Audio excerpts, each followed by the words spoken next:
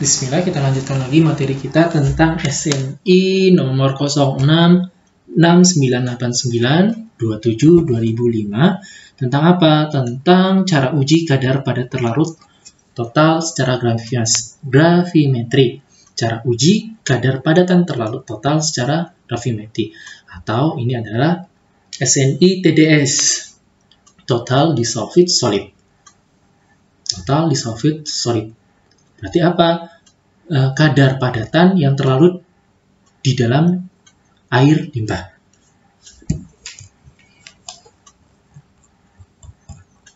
Ini prakartanya. Kita langsung saja masuk ke dalam ini ruang lingkupnya. Air dan air limbah bagian 27, cara uji kadar padatan.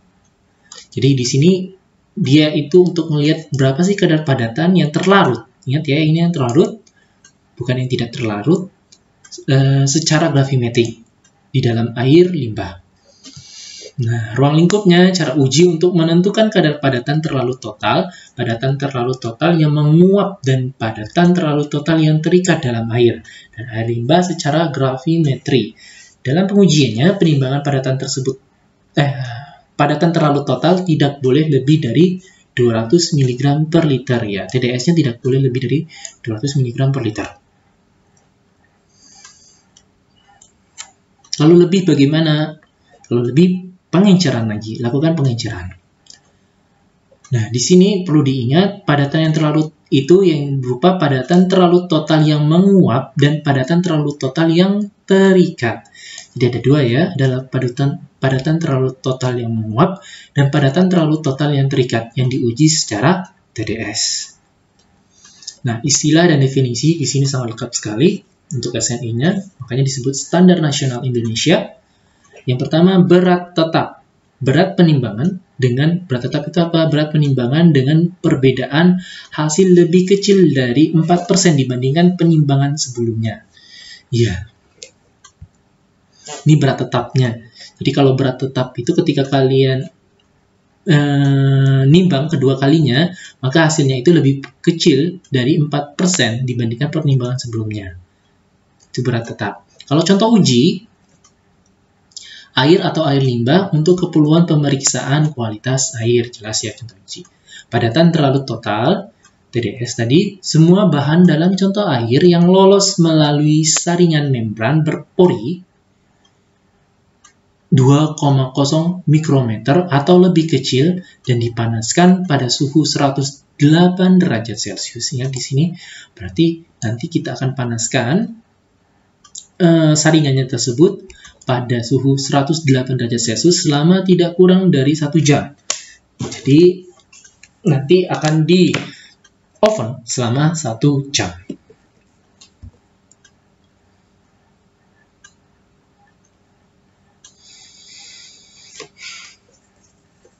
Yang 2.4, padatan terlarut total yang menguap. Nah, kalau padatan terlarut total yang menguap itu adalah padatan terlarut total yang menghilang setelah pemanasan pada suhu 550 derajat Celcius tidak kurang dari 15 menit. Nah, kalau yang menguap, dia itu padatannya itu menguap pada suhu ketika dipanaskan 550 derajat Celcius dan tidak kurang dari 15 menit. Padatan terlarut total yang terikat itu adalah padatan terlarut total yang tersisa setelah pemanasan pada suhu ini, 550. Jadi, padatan itu yang tersisa setelah terlarut total yang menguap ini tadi. Cara ujinya, di sini ada prinsip penguapan contoh uji yang sudah disaring dengan kertas saring berpori 2 mikrometer pada suhu 180 derajat Celcius, kemudian ditimbang sampai berat tetap.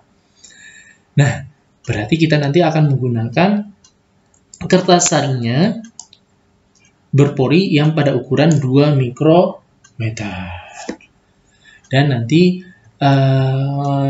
padatan yang tersaring pada kertas saring tersebut kita oven pada suhu 180 derajat Celcius selama 1 jam. Nah, bahannya apa? Yang pertama itu adalah air suling dengan daya hantar listrik kurang dari 2 mikros per cm. Lalu yang kedua, kertas saring bebas abu.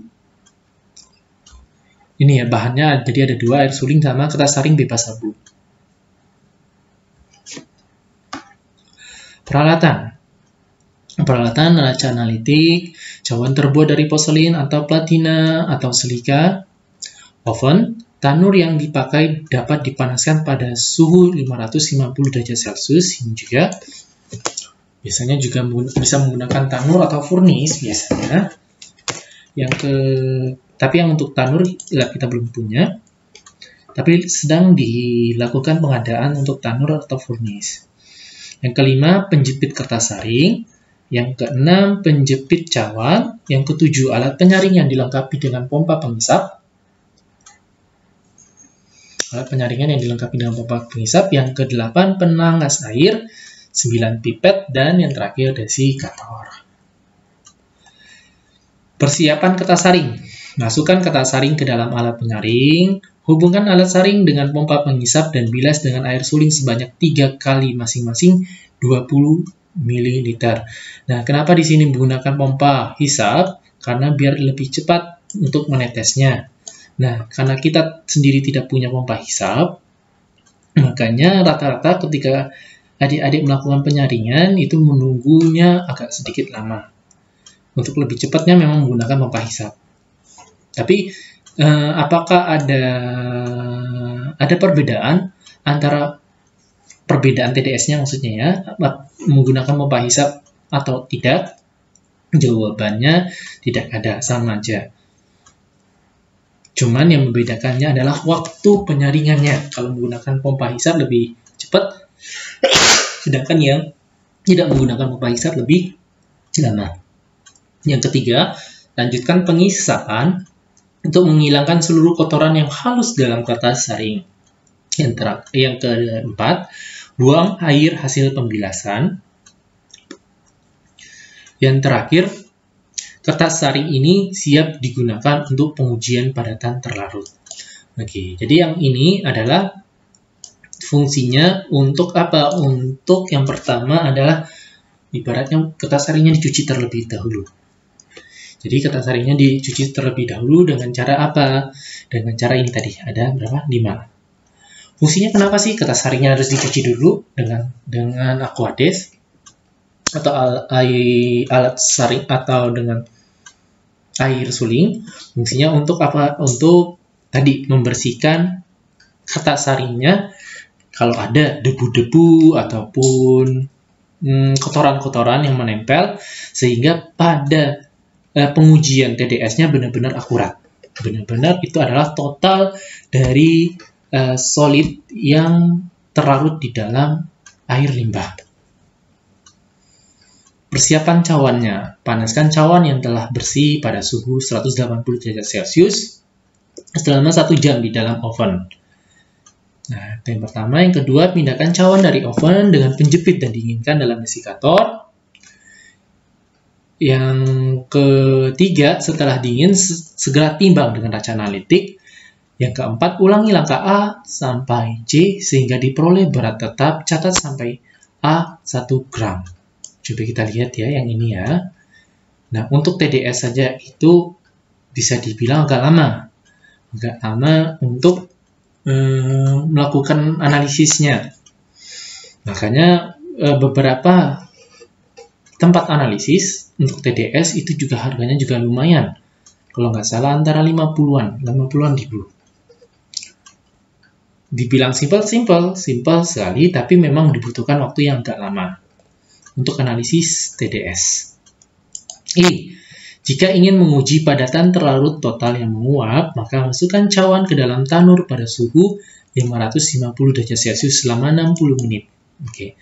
Jadi yang ini kalau ingin mengukur padatan terlarut total yang menguap, maka si cawannya harus dipanaskan pada suhu 550 derajat Celcius. Yang keenam, keluarkan cawan dari tanur menggunakan penjepit dan biarkan pada suhu kamar. Dan yang terakhir, dinginkan dalam desikator. Segera timbang dengan raca analitik.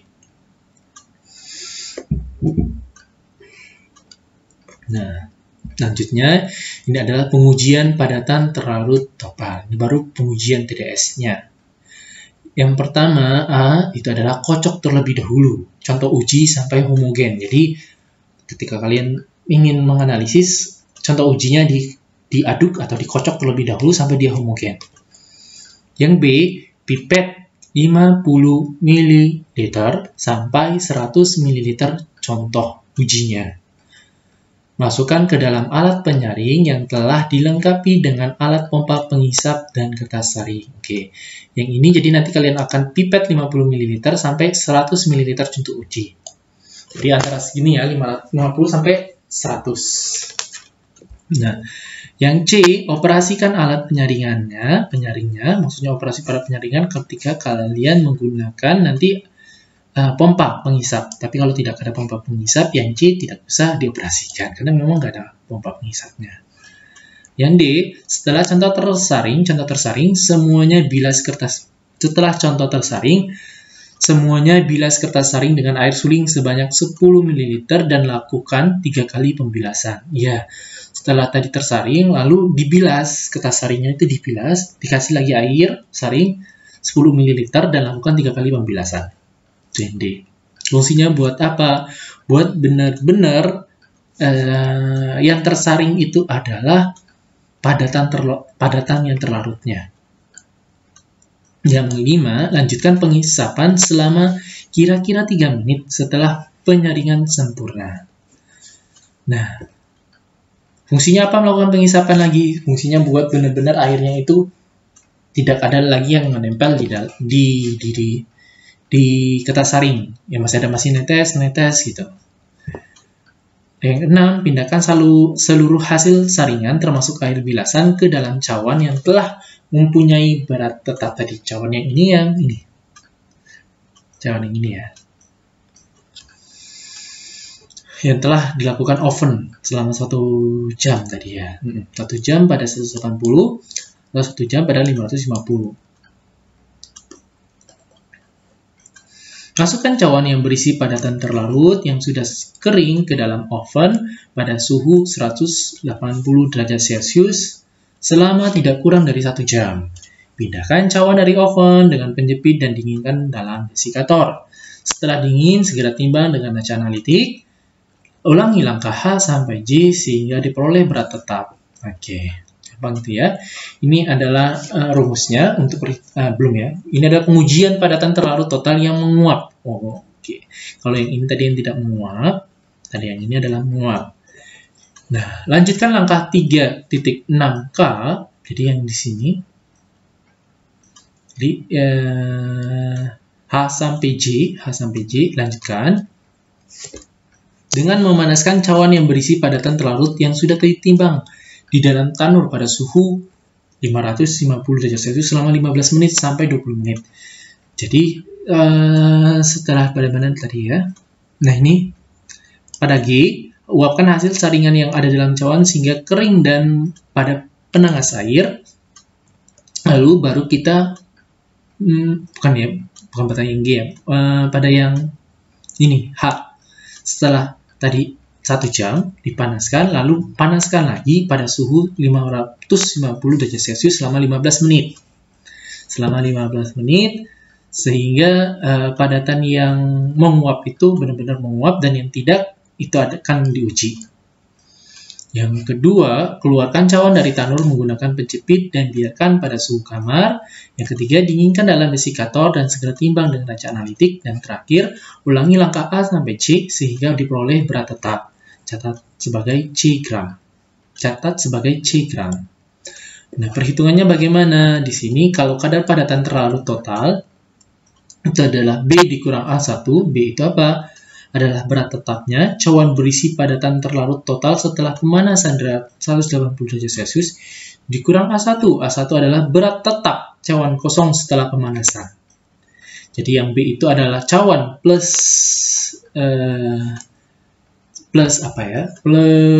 ini tadi, plus padatan. Oke.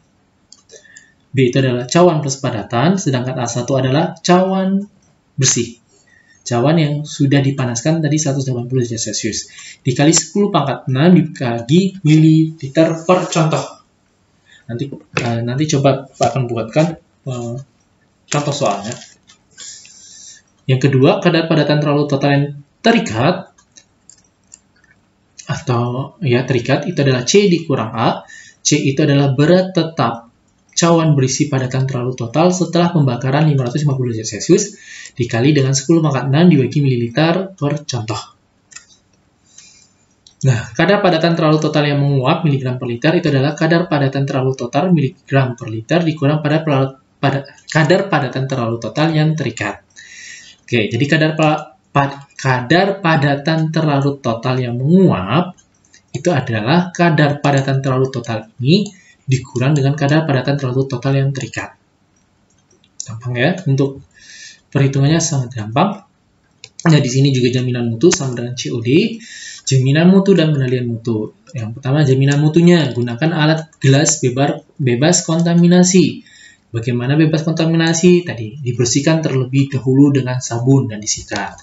Gunakan alat ukur yang terkalibrasi. Tadi juga, lakukan analisis dalam jangka waktu yang tidak melampaui batas penyimpanan maksimum. Penyimpanan maksimumnya berapa tadi? 7 hari. Dikerjakan oleh analis yang kompeten. Oke. Penilaian mutunya apa? Lakukan analisis Duplo untuk kontrol ketelitian analis. Yang B, perbedaan kadar yang diperoleh pada penetapan Duplo harus kurang dari 5%. Apabila diperoleh kadar lebih dari 5%, pengujian harus diulangi. Iya, ketika errornya tinggi, lebih dari 5%, analisis pertama sama analisis kedua, maka pengujiannya harus diulangi. Apabila perbedaan kadarnya lebih kecil atau sama dengan 5%, hasilnya dirata-ratakan. Jadi kalau perbedaannya kurang dari 5%, maka dirata-ratakan. Rekomendasi kontrol akurasi buat kontrol chart untuk akurasi analisis. Oke. Ini catat pada buku kerja hal-hal sebagai berikut: parameter yang dianalisis, nama analisis, tanggal analisis, rekaman hasil pengukuran Duplo, Triplo, dan seterusnya. Nomor contoh uji, tanggal penerimaan contoh uji, kadar padatan terlalu total uji. Oke. Ini maksudnya pada nanti pelaporannya atau di logbooknya. Yang harus dilakukan apa? Ini parameter yang dianalisisnya apa? Nama analisisnya apa? Tanggal analisisnya apa? Rekaman hasil pengukuran Duplo, Triplo, dan seterusnya. Jadi ada rekamannya. Jadi contoh uji, tanggal penerimaan contoh uji, dan kadar padatan total contoh uji. Oke. Nah, di sini juga disebutkan daftar pustakanya. Menggunakan daftar pustaka apa? Di sini standar method for the examination of water and wastewater. Oke. Demikian untuk yang SNI TDS. Kita akan lanjutkan pada SNI berikutnya. Terima kasih. Assalamualaikum warahmatullahi wabarakatuh.